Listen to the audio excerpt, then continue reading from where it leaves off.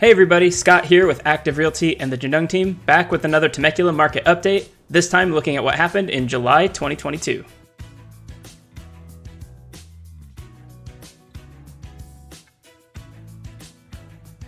It's August, which means we're going to be taking a look at the month of July, what was going on in the housing market here in Temecula, and looking at the different respective neighborhoods and the average price per home in those neighborhoods. Stick around to the end to see where Temecula falls in terms of falling home prices and rising inventory. Without further ado, let's jump in.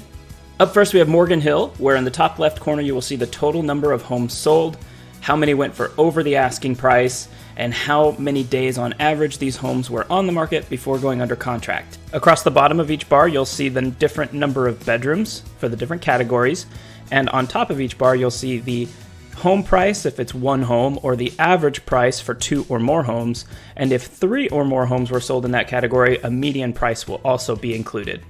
Up next is Vail Ranch, where 5 homes sold last month, 2 of which went for over asking price, with an average of 12 days on market before going under contract. Something interesting about Vail Ranch is it's the only community that we'll be talking about today where there has actually been a slight increase in purchase price over the last 3 months. Moving on to Red Hawk now, 15 homes sold last month, 7 of which went for over asking price, and there was an increase in the average days on market up to 20 days. This is the neighborhood that generally has the most homes that sell in a month, and this is quite the wide gap in categories, going from 3-bedroom to 7-bedroom.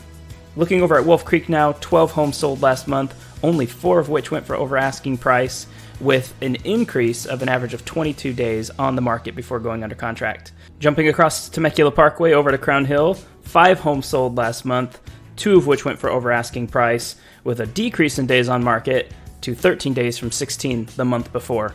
Crown Hill is one of 2 communities, the other being Morgan Hill, where we've actually seen significant decrease in purchase price over the last 3 months. Up next is Paseo del Sol, where 5 homes sold last month, only 1 of which went for over asking price, with an increase to 17 days on average on market before going under contract. I do want to point out here in the 4-bedroom category, you'll notice that it's up to $890K as the average. There was 1 home here that was an outlier that went for $1,050,000 that really brought that average price for the 4 bedrooms up. So just keep that in mind when looking at this number. Moving on to Paloma del Sol, 5 homes went last month, 2 of which went over asking price, with an increase to 15 days on the market. Jumping over to Temecula Hills, you can see that 4 homes sold last month, 3 of which went for over asking price, with an increase to 17 days on average on the market before going under contract. And finally, we have Chardonnay Hills, which is looking a lot like Temecula Hills. 4 homes sold, 3 for over asking price, but the big difference here being that these homes sold after an average of only being on the market for 4 days. Similar to Paseo del Sol, there was an outlier with the 4-bedroom category here, with 1 home selling for $1 million. At this point, you may be asking, well, what about Roy Pa Ranch? What about Vintage Hills? What about Harveston? And the fact of the matter is that there were no homes that sold last month in any of those communities except for in Lake Harveston, where 1 home sold for $777,000, which highlights a point I want to make here, which is in Temecula, home sales are down month over month. Looking at the bigger picture, Redfin is reporting a 15% decrease in both home sales and pending sales year over year nationwide. This seems to fit the trend here in Temecula right now, where across all of the neighborhoods mentioned in this report, with the exception of Morgan Hill and Chardonnay Hills, every community saw a decrease in overall home sales month over month. Speaking of month over month statistics, here's a look at the purchase price across these different neighborhoods. You'll notice between Morgan Hill, Red Hawk, Crown Hill, Paloma del Sol, and Chardonnay Hills, there has been a decrease on average in purchase price over the last month.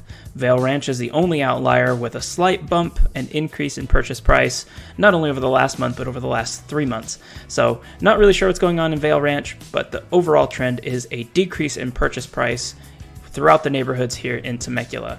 To sum it up, home sales are down and prices are adjusting to meet demand. If you found any of this information useful or helpful to you, please feel free to subscribe, leave a comment with any questions you might have, like this video.